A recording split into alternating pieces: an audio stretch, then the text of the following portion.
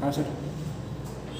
तब BCom part second EFM paper second. आज हम फाइनेंशियल मैनेजमेंट में वित्तीय नियोजन एवं पूर्वानुमान, फाइनेंशियल प्लानिंग एंड फोरकास्टिंग के बारे में बात करेंगे।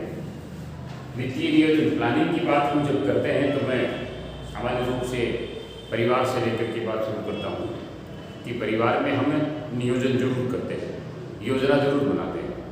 योजना का तात्पर्य यहाँ है कि आगामी जो कार्य किए जाएंगे उन कार्यों को करने के लिए आपके पास क्या विधियाँ हैं, क्या तरीके हैं, क्या आपके पास टेक्निक्स हैं।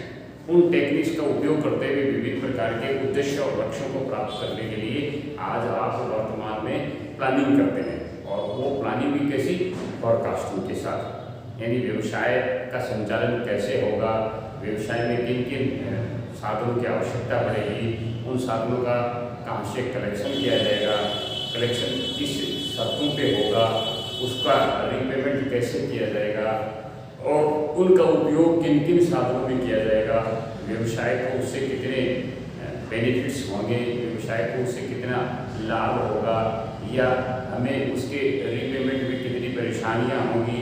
इन सब बातों के बारे में विचार करने के लिए हम वित्तीय नियोजन का सहारा लेते हैं। और वित्तीय नियोजन का सहारा जो फाइनेंशियल प्लानिंग है उसका सहारा लेने के लिए, यानी वर्तमान में आपने एक ऐसी योजना बनाई है जिस योजना के माध्यम से आप व्यवसाय का संचालन स्मूथली कर सकें, व्यवसाय का जो सिस्टम है वो बड़ा अच्छा तैयार कर सकें। इस बात के लिए हम प्लान करते हैं, योजना बनाते हैं। जैसे हम भी कहीं जाते हैं, किसी कार्य को करते हैं या घर में भी कोई कार्य किया जाता है तो एक योजना तैयार की जाती है कि इस कार्य को किस तरह से निपटा जाएगा। और फिर हम सभी लोगों को अलग अलग दायित्व प्रदान करते हैं कि व्यक्ति एक्स जो है ये कार्य करेगा, वाई जो है ये कार्य करेगा, जेड ये कार्य करेगा। वित्त के साधन कहाँ से आएंगे, वित्त का तात्पर्य यहाँ धन से है, वित्त का तात्पर्य यहाँ धन से कि धन कहाँ से आएगा, उसकी व्यवस्था कौन करेगा और उसको खर्च किस तरह से किया जाएगा।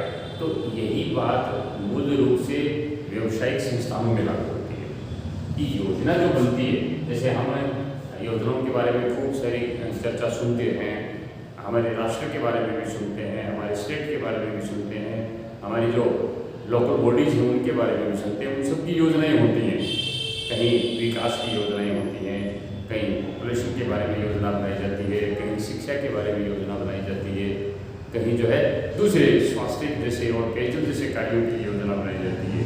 कहने का तात्पर्य है कि आगामी वर्षों में किन किन व्यक्तियों को किस प्रकार से साधन उपलब्ध करवाएंगे, हम कितने साधन लोगों को देंगे, उन साधनों के लिए हम क्या व्यवस्थाएं करेंगे, उन साधनों को किन केंद्रों से जुटाएंगे, हम ये सारी बातें तय करने के लिए हम प्लानिंग करते हैं, योजना बनाते हैं। प्लान का मतलब आपने एक कार्यविधि तैयार की, आपने एक विवरण तैयार किया, उस विवरण के अनुसार चलेंगे आप। ऐसा नहीं है कि अपनी मर्जी से चलेंगे।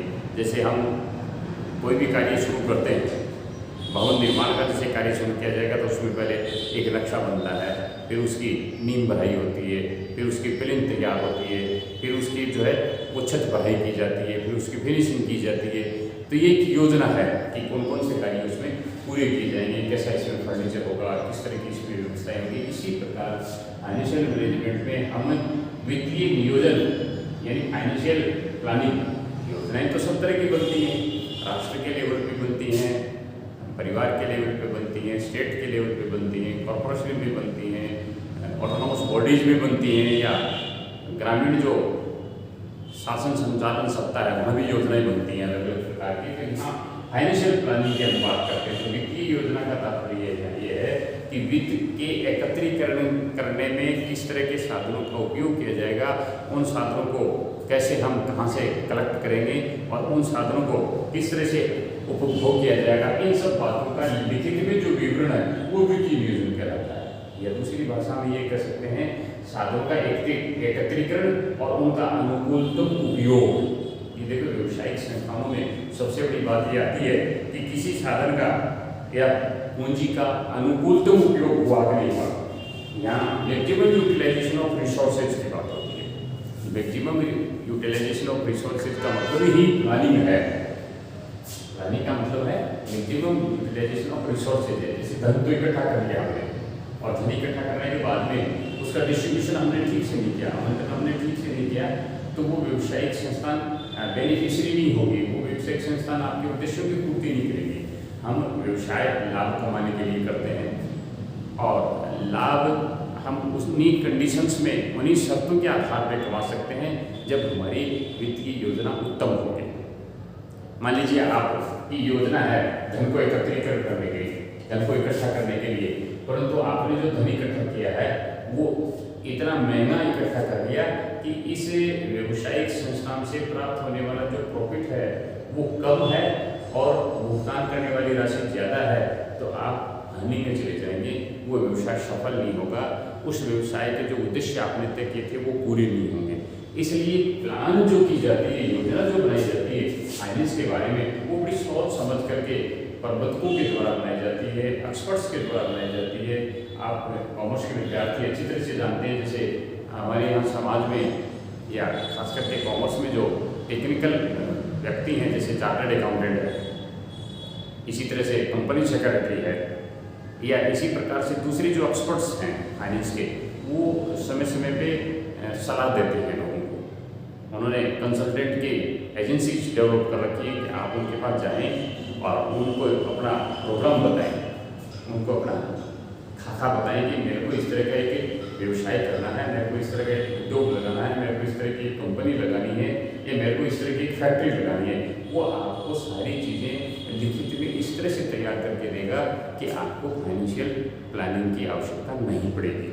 और वो जो खाका तैयार करके देगा, वो खाका व्यवसाय के उद्देश्यों की पूर्ति तो करेगा ही करेगा, उसके साथ साथ धन का एकत्रीकरण करने की जो व्यवस्था है उसको भी वो उत्तम तरीका बताएगा आपको।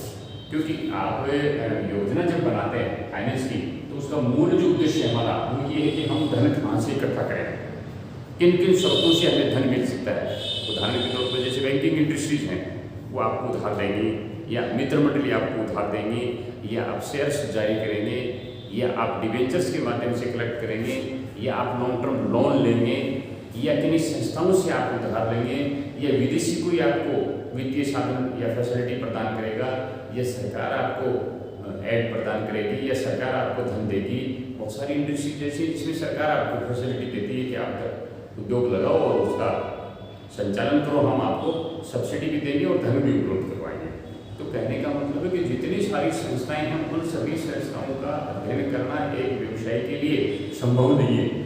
तो ऐसी स्थिति में व्यवसायी किन्हीं एक्सपर्ट्स के माध्यम से फाइनेंशियल फोरकास्टिंग करता है, वो विचार करता है उन संस्थाओं से जो इस क्षेत्र में कार्य कर रही है, जो व्यक्ति या व्यक्तियों की समूह जो इस क्षेत्र में पहले से लगे हुए हैं, उन सब के साथ वो डिस्कस करता है। और डिस्कस करने के बाद में ये निष्कर्ष पे पहुंचता है कि मुझे ये जो साधन है वित्त एकत्रीकरण का, या धन एकत्रीकरण का, या पूंजी इकट्ठी करने का, या पूंजी को बनाने का, वो उत्तम लगा मुझे। जैसे मान लीजिए कोई फाइनेंस कॉर्पोरेशन जो है, या जो एडवांसेज देने वाली जो बैंक्स हैं, या कोई दूसरी जो संस्थाएं हैं जो धन का लेन देन करती हैं, अर्थात उधार देने का और जमा करने का कार्य करती है, जिनको सामान्य रूप से अपन बैंकिंग इंडस्ट्रीज कह सकते हैं, तो उनका जो प्रतिशत है वो इतना कम होना चाहिए कि आपका प्रॉफिट उससे ज़्यादा हो, ताकि आपको चुकाने में कोई परेशानी नहीं हो। दूसरी बात, आपने जो उद्देश्य रखे हैं, आपने क्या उद्देश्य रखे कि मैं प्रोडक्शन करूँ, उस प्रोडक्शन से की बिक्री से मुझे लाभ प्राप्त हो, तो जो लाभ का प्रतिशत हो वो इतना अवश्य होना चाहिए कि आप अपने दायित्व का निपटारा और दायित्व का निदान कर सको। और जब दायित्व आपके बसे रह जाते हैं तो वो व्यवसाय सामान्य रूप से हम अच्छा नहीं मानते। इसलिए वित्तीय नियोजन इस प्रकार का होना चाहिए, उसके पूर्वानुमान इस प्रकार के होने चाहिए कि व्यवसाय बना रहे और व्यवसाय के दायित्वों का निपटारा आसानी से किया जा सके, और व्यवसाय के जो उद्देश्य हमने तय किए हैं लाभ कमाने का, उसकी पूर्ति भी हो। तो वित्तीय योजना वह है जो धन को एकत्रित करने के लिए विभिन्न प्रकार के साधनों में से किसी एक साधन का चुनाव करना और उस साधन का अनुकूलतम उपयोग करना। नियोजन का मतलब ये है कि विभिन्न प्रकार के साधन है उनका अनुकूलतम चुनाव करना और उद्देश्यों की पूर्ति करने के लिए उनका आवंटन करना, दोनों बातें, यानी कलेक्शन ऑफ सोर्सेज और डिस्ट्रीब्यूशन ऑफ सोर्सेज, या कलेक्शन ऑफ फाइनेंस और डिस्ट्रीब्यूशन ऑफ फाइनेंस दोनों होना चाहिए। जैसे हमारे यहाँ एकाकी व्यवसाय भी होता है, फर्म भी होती है, इंडस्ट्रीज भी होती है, कंपनी भी होती है, कॉरपोरेशन भी होती है। जहाँ बड़ा बड़ा आकार हो, जहाँ लार्ज स्केल पे प्रोडक्शन की बात होती हो, जहाँ लार्ज स्केल पे बिजनेस किया जाता हो, वहाँ अलग अलग डिपार्टमेंट्स होते हैं। उन डिपार्टमेंट्स को आपको धन का आवंटन करना पड़ता है, अलॉटमेंट करना पड़ता है। तो वो अलॉटमेंट आप कैसे करते हो? उनकी आवश्यकता के अनुसार करते हो, उनके दायित्वों के अनुसार करते हो, उनकी नीड के अनुसार करते हो। अगर मान लीजिए वो अलॉटमेंट आपने व्यवस्थित तरीके से नहीं किया तो होता क्या है कि परचेजिंग डिपार्टमेंट को आपको धन ज़्यादा देना था, परंतु आपने वित्तीय साधन कम दिए। वर्किंग कैपिटल आपको कम रखनी थी, जबकि आपने वर्किंग कैपिटल ज़्यादा रख लिया। स्टॉक आपको कम रखना था, जबकि आपने स्टॉक ज़्यादा खरीद लिया। तो ये बहुत सारी बातें बिजनेस में आती हैं कि ये जो नियोजन है ये महत्वपूर्ण उद्देश्यों को ध्यान में रखते हुए पूर्ण किया जाता है। तो उन उद्देश्यों की पूर्ति करने के लिए विभिन्न प्रकार के साधनों का एकत्रीकरण और उनका आवंटन और अनुकूलतम उपयोग, उनका maximum utilization of resources. Maximum utilization of resources का मतलब ये है कि साधन का अधिकतम दोहन हो। शोषण नहीं बोल रहे हम, शोषण अलग चीज हो जाती है, दोहन होना चाहिए। जो भी आपको साधन उपलब्ध कराए जाते हैं उनका अधिकतम उपयोग होगा, तो वो वित्तीय नियोजन कहलाते हैं। अब वित्तीय नियोजन जब हम करते हैं तो उसकी एक नेचर है। सामान्य तौर पे वित्तीय नियोजन करते समय हम कुछ लक्ष्य निर्धारित करते हैं। उन लक्ष्यों को प्राप्त करने के लिए हमें कुछ ऑब्जेक्टिव्स तय करने पड़ते हैं। जैसे कौन कौन से साधनों में धन लगाया जाएगा, किन किन तकनीकों के माध्यम से लगाया जाएगा, ये विचार करने के पश्चात में ये तय किया जाता है कि ये फोरकास्टिंग उत्तम है या ये प्लानिंग उत्तम है जो अपने व्यवसाय को सफलता के ऊपर ले जाकर के खड़ा करेगा, या हमारे उद्देश्य और हमारे जो इन्वेस्टमेंट है उनके बीच में सामंजस्य स्थापित करेगा।